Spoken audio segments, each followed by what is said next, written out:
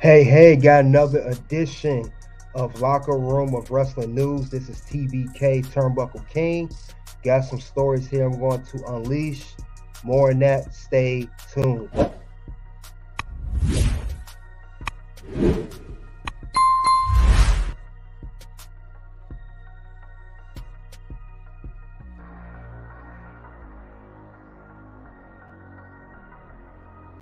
All right.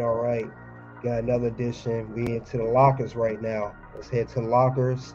Got some news for November 24th. It's Friday, Black Friday, day after Thanksgiving. Hope everyone had a great Thanksgiving. But since Thanksgiving's over, let's get back to the locks. Let's talk about what's going on in the wrestling world. First off, let's talk about Mr. Jay White from AEW. Reportedly, he is not happy with his AEW Full Gear booking. And it's saying here that AEW presented a big show at Full Gear, and he informed saw quite an event. MJF retained his world title in the main event against Jay White, but the Switchblade isn't happy about things. What are they talking about? It says here it was the lowest rated main event in AEW pay-per-view history. It seemed like Jay White may have not been too thrilled about how things turned out either. Reportedly from Pro Wrestling Torch from Wade Keller, it said that Jay White wasn't thrilled about how Tony Khan booked his AEW World Title program. I agree. Or the match against MJF. He had a lot of experience getting over in New Japan Pro Wrestling, but the feud with MJF didn't elevate him at all. Now it says here, based on what was told, how things went with the build in the match against MJF, he might be motivated to shine the tournament. He's still among the top choices for Tony Khan to build around as a top star in his company for years to come. A win here with series of standout matches will elevate him in the AEW universe closer to how New Japan fans viewed him. Now, despite this, they are on to the next angle. Whoever's behind the devil mask, Jay White isn't in the world title picture anymore. Samoa Joe stepped up, cashed in a favor from MJF because he helped the Star of the Earth retain ROH tag team titles at Full Gear, and that was in the 0 hour event. Now, Jay White, I agree that that program was not the best. Jay White stole MJF's AEW World title, the Triple B as MJF called it, and he held around for a month. And every time MJ was close to getting his own title back, he would get tapped by Jay White in the Bullet Club Gold, which is Juice Robinson and the Guns. So, and then another thing too that did bury Jay White on a recent episode of Dynamite, he did cut a promo stating that that MJF said he won a championship. He retained the championship, had a good match, and he beat Jay White. And as a one-legged man, he lost to, and that really, really made Jay White look bad, despite the fact that he did not win the championship. And then MJF to cut that promo, I think that was the cherry on top. That did not help Jay White's situation. Lord knows will he get any close to the AEW World title anytime soon, or anymore for that matter. But it definitely did not help him at all. So I can see the frustration from Jay White. MJF, I believe him and Jay White had a great match at AEW Full Gear, especially the spot where MJF did the cutter from the middle of the ropes onto the outside the ring. And Jay White just was never built for success. How this view started, he didn't even have a proper build of how Jay White was the number one contender. They just threw him and MJF together, following MJF defeating Adam Cole at All In, which was in London at the Wembley Stadium. So I agree, Jay White, he should be upset, but he was unbeatable in New Japan Pro Wrestling. Now he's pretty much like an afterthought now. Now, he last night also, on the other night of Dynamite, he did win the first round of the Continental Classic. He won his first match against Rush, and he earned his 3 points. But I don't think he's going to win that tournament either. But we have to see what else going on in Jay White's career. because he did recently sign with AEW earlier this year. Only time will tell where else his career is going to go. So, with that being said, let's move along to the next story.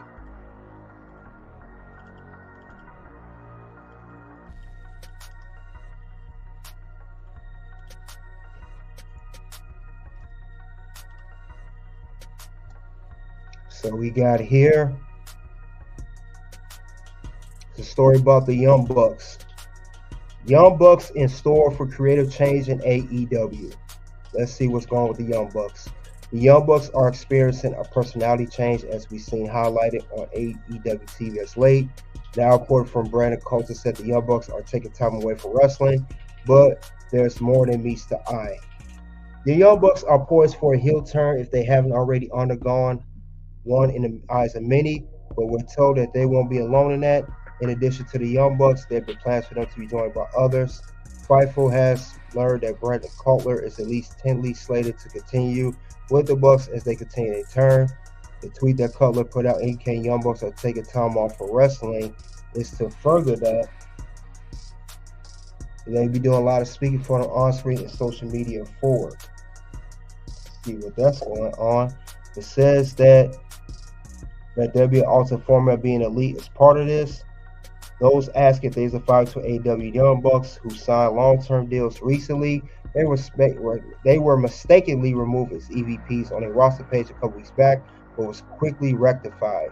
One of the rumored names for the, it says blank here. It said Fightful Select was republished on Fightful. So, I did notice on their website that the Young Bucks were removed as EVPs, and then despite them still being AEW, they did lose to Chris Jericho and Kenny Omega, the Golden Jets, on AEW Full Gear. So that only shows that it was going to be issues, but they said that they are still EVPs and they're taking time off. So it's basically just Young Bucks transitioning into heels. That is creative change. So it looks like Young Bucks are here to stay, not only as talents, but they're still EVPs. That's rather for the worse, not for the better. I think they should be out of EVP position. They don't need to be executive vice presidents. They need to stay talents. Focus on being a tag team, putting the best show, putting over who they can, and making their opponents look good and make themselves look good as well. Young Bucks do not need to be in the EVP position. That's why AEW is going the route it's going right now. And you see talents are walking away from AEW, such as Big Swole back in 2019, Cody Rhodes in 2022 last year, Jay Cargill a couple months ago just left, and there are many others I've heard. And John Moxley did the interview with Renee Paquette, his wife, showing that how frustrated he was with the company. So I do believe that as far as the front office goes, they do need to change management there, and I think Young Bucks or some kind of change needs to be made within that front office, because if AEW lose more key people, the company is not going to be up for long, and then we'll end up being WCW 2.0. And that's the last thing we want as wrestling fans. We want to see AEW thrive. We want to see the competition. Will they be ahead of WWE? Never. Will they be better than WWE in the future? No, I don't see that happening either. So they need to just keep getting together. But Young Bucks are not going to be out of their EVP position. They're still there, as stated here. Now let's see what else is going on in the wrestling world.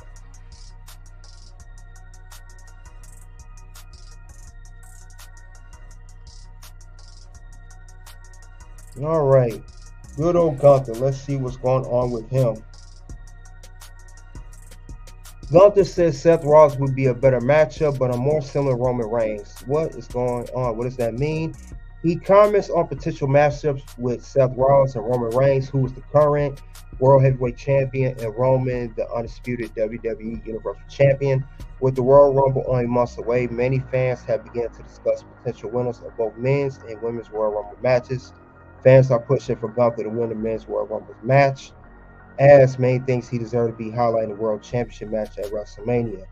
But Gunther is currently the Intercontinental Champion.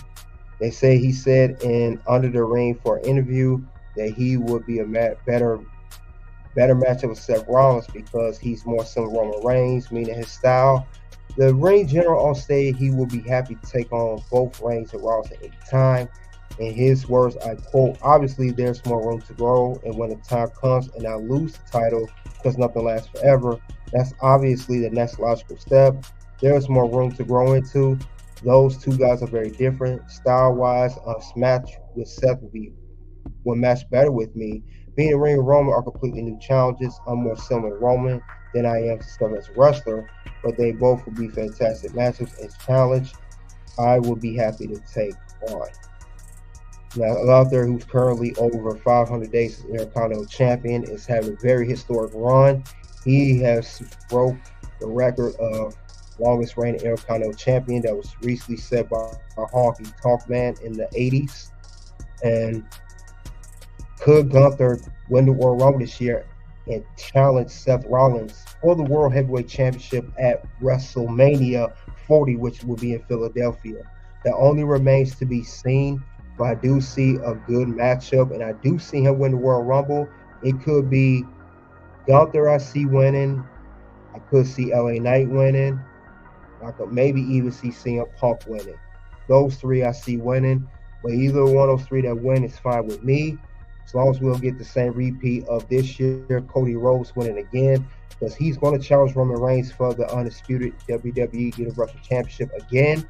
He wants to complete the story. They will run that back, and I think he will probably win an Elimination Chamber match if the Royal Rumble winner decides to face Seth for the Raw Championship, which would be the World Heavyweight Championship.